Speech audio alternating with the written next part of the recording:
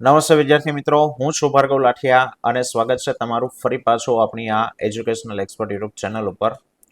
મિત્રો, આજે આપણે ગુજરાત માધ્યમિક અને ઉચ્ચતર માધ્યમિક શિક્ષણ બોર્ડ ગાંધીનગર દ્વારા ધોરણ 10 માટે વિષય સામાજિક વિજ્ઞાનની જે દ્વિતીય સત્રની પ્રશ્ન બેંક બહાર પાડવામાં આવી છે 2025માં, બરાબર.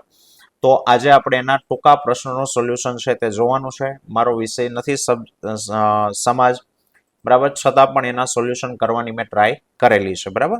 તો આજના વિડીયોમાં આપણે વિભાગ એ ની વિશે વાત છે તે કરવાની છે. ચાલો શરૂઆત કરીએ. પહેલો સવાલ છે કે ભાઈ, ગણિત શાસ્ત્રના પિતા કોને કહેવામાં આવે છે? તો સામે ઓપ્શનની અંદર અહીંયા એક જ સેકન્ડ મારી પેન લઈ લો. ગણિત શાસ્ત્રના પિતા કોને કહેવામાં આવે છે? તો કે આર્યભટ્ટ. આર્યભટ્ટ ગણિત શાસ્ત્રના પિતા છે, બરાબર. બીજું છે વરાહ મિહિર.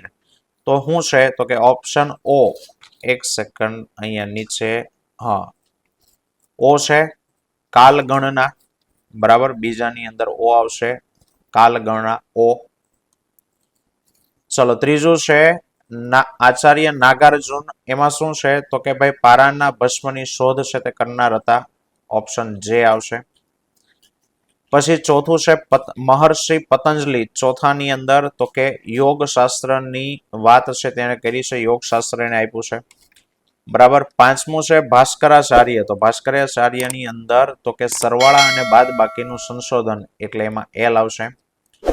છઠ્ઠું છે શાલિહોત્રી. તો શાલિહોત્રીની અંદર આવશે અશ્વશાસ્ત્ર, એન. સાતમું શક મુનિ. શક મુનિની અંદર તો કે આઈ, આકાશી ગ્રહોની ભવિષ્ય ઉપર અસર છે એને શોધ કરી. વાત્સ્યાયન આઠમાની અંદર તો કે એમાં પી આવશે, કામસૂત્રની શોધ કરી. કોણાર્કનું સૂર્ય મંદિર નવમામાં તો કે પી, પછી ક્યુ, ઓડિશા. કોણાર્કનું સૂર્ય મંદિર ક્યાં આવેલું છે? તો કે ઓડિશામાં આવ્યું છે. 10મું ખજુરાહો તો કે મધ્યપ્રદેશમાં, આર. ધોળાવીરા તો કે ઓપ્શન એ, કચ્છમાં આવેલું છે. 11માની અંદર એ છે તે ઓપ્શન આવશે. 12મું રાણીની વાવ. તો કે રાણીની વાવ ક્યાં આવી છે? બધાને ખબર છે, સી, પાટણ, બરાબર. 13મું છે કીર્તિ તોરણ. તો કીર્તિ તોરણ એક ખ્યાલ છે, વડનગર. ઓપ્શન બી એમાં આવશે. ચાલો 14મું છે રુદ્ર મહાલય.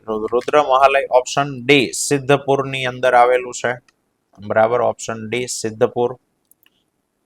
પછી 15મું છે બૃહદેશ્વર મંદિર. તો કે એફ, તામિલનાડુમાં. 16મું વિરુપાક્ષ મંદિર. વિરુપાક્ષ મંદિર 16માં તો કે એચ, કર્ણાટકની અંદર આવેલું છે. 17મું ફતેહપુર સિકરી. તો કે ફતેહપુર સિકરી 17મું જી, ઓપ્શન જી, ઉત્તર પ્રદેશની અંદર છે તે આવેલું છે. 18માં એલિફન્ટાની ગુફાઓ. તો ક્યાં આવી છે? મહારાષ્ટ્રની અંદર આવી છે. 19 નાગાર્જુન, નાગાર્જુન સાગર. તો કે એની અંદર આવશે એક્સ. 19માં એક્સ, કૃષ્ણા નદી બંધ. નાગાર્જુન સાગર કૃષ્ણા નદી ઉપર બંધ બાંધવામાં આવેલો છે. પછી 20મું છે ધરોઈ યોજના. તો 20માની અંદર તો કે વાય, સાબરમતી નદી ઉપર. 21મું એલ્યુમિનિયમની કાચી ધાતુ કોણ છે? તો કે ડબલ્યુ, બોક્સાઇડ છે. 22મું વિદ્યુતનું સુવાહક. તો કે તાંબુ, વિદ્યુતનું સુવાહક. ભારતમાં સૌ પ્રથમ રેલવે. તો કે ઈસવીસન 2 આપેલા છે, તો એની અંદર કેટલામું છે? Railway 23માં S. 1853ની અંદર પહેલી રેલવે છે તે શરૂ થઈ હતી. 24 ઉદારીકરણમાં તો કે ટી, ઈસવીસન 1991માં ટી, ઉદારીકરણ, સોરી, રેલવેમાં નહીં, ઉદારીકરણમાં ટી. અને 25મું નાગાલેન્ડ. તો કે એની અંદર યુ, એનસીએફ, એનસીએફ. અને 26માં અસમ. તો અસમમાં ઉલ્ફા, બરાબર. તો આ જોડકાઓના જવાબ હતા. ચલો આગળ ખાલી જગ્યાની વાત કરીએ કે ભાઈ તાજમહેલ ખાલી જગ્યામાં આવેલો છે તો કે નાના છોકરાને પૂછો તો પણ એને ખ્યાલ આવે, આગ્રામાં આવેલો છે. બીજું, ભારતમાં પોર્ટુગીઝોની રાજધાની ખાલી જગ્યા હતી તો કે ગોવા હતી. ત્રીજું, બાયોગેસના ઉત્પાદનમાં ખાલી જગ્યા રાજ્ય પ્રથમ સ્થાને આવે છે તો કે બાયોગેસના ઉત્પાદનમાં યુપી પહેલા સ્થાને છે. ચોથું, વિશ્વમાં ભારત અબરખના ઉત્પાદનમાં ખાલી જગ્યા સ્થાન ધરાવે છે તો અબરખના ઉત્પાદનમાં ભારત પહેલું સ્થાન ધરાવે છે. પાંચમું, ભારતમાં ખાલી જગ્યા રાજ્યમાં સૌપ્રથમ તેલ કૂવો શોધવામાં આવ્યો હતો અસમના માકુમ નામના સ્થળે, બરાબર. પહેલો તેલનો કૂવો શોધવામાં આવ્યો હતો. ચાલો ત્યાર પછી જોડકામાં છે કે પાટણમાં જોવાલાયક સ્થાપત્ય કયો છે તો કે રાણીની વાવ અને સહસ્ત્રલિંગ તળાવ જોવાલાયક છે. બીજું છે નીચે આપેલું ચિત્ર કઈ ઇમારતનું છે તો મિત્રો આ લાલ કિલ્લો છે. ત્રીજું, ગુજરાતમાં મિની સ્ટીલ પ્લાન્ટ ક્યાં સ્થાપિત થયેલો છે તો કે સુરતના હજીરામાં. ભારતનું કયું નગર સિલિકોન વેલી તરીકે જાણી બન્યું છે? Option B Bengaluru. અને રાષ્ટ્રીય ધોરીમાર્ગ નિર્માણની જવાબદારી કોની હોય છે તો કે રાષ્ટ્રીય ધોરીમાર્ગ નિર્માણની જવાબદારી કેન્દ્ર સરકારની હોય છે, બરાબર. તો આ હતા એમસીક્યુ. ચાલો એક બે વાક્યના જવાબો આપીએ. તો સૌથી પહેલા છે કે ભાઈ ટેકનોલોજી એટલે શું? ટેકનોલોજી કોને કહેવાય તો કે ટેકનોલોજી એટલે કે ભાઈ વિજ્ઞાનના જ્ઞાન અને પદ્ધતિનો ઉપયોગ કરી જ્ઞાન અને પદ્ધતિઓનો વ્યવહારમાં ઉપયોગ, એને ટેકનોલોજી કહેવાય. શૂન્યની શોધ કયા ગણિત શાસ્ત્રીએ કરેલી છે તો કે શૂન્યની શોધ કરેલી છે આર્યભટ્ટે. આર્યભટ્ટ નામના ગણિત શાસ્ત્રીએ એની શોધ કરી છે.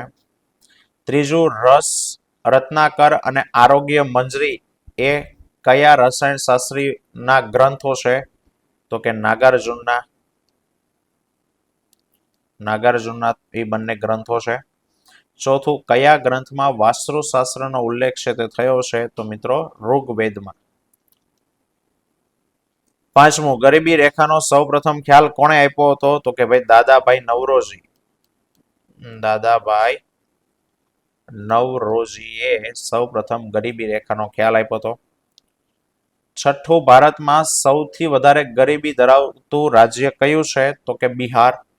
સૌથી વધારે ગરીબ લોકો ત્યાં છે.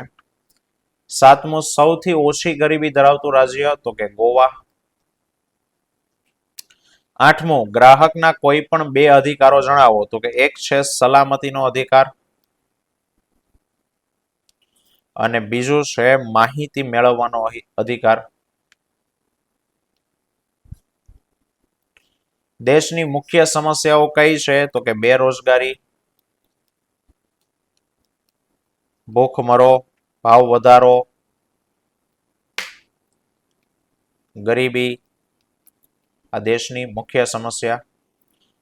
10મું, ભારતના કયા રાજ્યમાં સૌથી વધારે બેરોજગારીનું પ્રમાણ જોવા મળે છે તો કે હરિયાણાની અંદર બેરોજગારીનું પ્રમાણ તો કે વધારે છે. 11મું, હિમાલયમાં કયું પ્રાણી બોજ વાહક તરીકે ઉપયોગી છે તો કે યાક. 12, દેશનો સૌથી મોટો રેલવે માર્ગ કયો છે તો કે દિબ્રુગઢ થી લઈ અને કન્યાકુમારી સુધીનો જે માર્ગ છે એ સૌથી લાંબો માર્ગ છે. 13મું, ગુજરાતનું સૌથી મોટું બંદર કયું છે તો કે ભાઈ કંડલા. વિશ્વમાં રેલ માર્ગમાં ભારતનું સ્થાન કેટલામું છે તો કે રેલ માર્ગમાં ચોથું સ્થાન ભારત છે તે ધરાવે છે. 15મો, પરિવહન માર્ગોમાં ઝડપી અને ખર્ચાળ પરિવહન કયું છે તો કે હવાઈ. છે ઝડપી પરંતુ ખર્ચાળ છે. 12 માસ ખુલ્લું રહેતું બંદર કયું છે તો કે ભાઈ કંડલા બંદર જે છે એ 12 માસ ખુલ્લું રહે છે. વિશ્વ વૃદ્ધ દિન ક્યારે ઉજવવામાં આવે છે તો કે 1 ઓક્ટોબરના દિવસે ઉજવવામાં આવે છે. ગુજરાતનું સૌથી મોટું રેલવે સ્ટેશન કયું છે? કાલુપુર, અમદાવાદમાં. બરાબર. અને અભિયમ યોજના કોના માટે કામ કરે છે? તો કે બાળકો અને મહિલાની સુરક્ષા માટે. મહિલાઓ અને બાળકોની સુરક્ષા માટે કામ છે તે કરે છે. HDI નું પૂરું નામ તો કે હ્યુમન ડેવલપમેન્ટ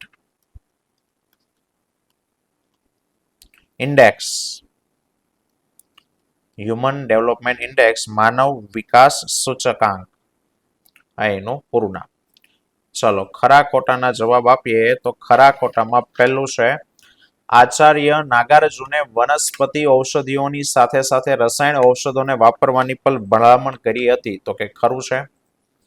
ચરક સંહિતા ગ્રંથમાં 500 ઉપરાંત વનસ્પતિ ઔષધિનું વર્ણન કરેલું છે તો કે એ પણ સાચું છે. ત્રીજું અજંતાની ગુફાઓ મધ્યપ્રદેશમાં આવી છે તો કે ખોટું. કુતુબ મિનાર એ ભારતમાં પથ્થરોથી બનેલો સૌથી ઊંચો સ્તંભ મિનાર છે તો કે ખરું. લોથલ અમદાવાદ જિલ્લામાં આવેલું છે ખરું. રાણીની વાવ અમદાવાદમાં આવેલી છે તો કે નહીં ખોટું, અમદાવાદમાં આવેલી નથી. સાતમું શામળાજી મંદિર મેશ્વો નદીના કિનારે આવેલું છે ખરું. 8 યુનેસ્કોએ વૈશ્વિક વારસાના સ્થળોમાં ભારતના 32 જેટલા પ્રાકૃતિક અને સાંસ્કૃતિક વારસાના સ્થળોનો સમાવેશ કરેલો છે તો કે ખોટું. 9મું કાવેરી નદીમાંથી ગ્રાન્ટ એનિકટ નામે જાણીતું નહેરનું નિર્માણ 2જી સદીમાં થયું હતું ખરું. 10મું ભારતમાં સૌથી વધારે લોખંડ અસમ રાજ્યમાંથી મળે છે તો કે નહીં ખોટું. 11મું છે કે માનવીએ સૌપ્રથમ ઉપયોગમાં લીધેલી ધાતુ તાંબુ હતી તો કે ખરું. 12મું ચૂનાનો ઉપયોગ સિમેન્ટની બનાવટમાં વધારે પ્રમાણમાં થાય છે ખરું. 13 ગુજરાત દેશમાં સૌથી વધુ સૌર ઉર્જા મેળવતું રાજ્ય છે તો કે નહીં. વિશ્વમાં ભારત પવન ઉર્જામાં પ્રથમ સ્થાન ધરાવે છે નહીં, એમાંય પાછળ છે ડેનમાર્ક છે. 15 મુંબઈમાં સૌપ્રથમ સુતરાઉ કાપડની મિલની સ્થાપના થઈ હતી તો કે ખરું. એલ્યુમિનિયમના ઉત્પાદનમાં સૌથી વધારે ખર્ચ વિદ્યુતમાં જાય છે તો કે ખરું. અત્યાર સુધી ભારતમાં 13મી પંચવર્ષીય યોજનાઓ પૂરી થયેલી છે તો કે નહીં, 13 પંચવર્ષના પૂરી નથી થઈ. ભારતમાં સરેરાશ 1.9%ના દરે વસ્તી વધે છે તો કે એ પણ ખોટું છે. ભારત દેશ ઉચ્ચતમ માનવ વિકાસ ધરાવે છે 19મું તો કે નહીં, એ પણ ખોટું છે. અને ભારત દેશ વિશ્વની સૌથી મોટી લોકશાહી ધરાવતો દેશ છે તો કે એ વાત સાચી છે. બરાબર. તો મિત્રો આ હતો આપણો વિભાગ એ નું સોલ્યુશન. વિભાગ બી અને સી ડી ના ટ્રાય કરીશ, મને આન્સર મળશે એ પ્રમાણે આપણે વિડીયો બનાવશું. તો ફરી પાછા મળીશું આવતા વિડીયોમાં. ત્યાં સુધી જય હિન્દ, જય ભારત.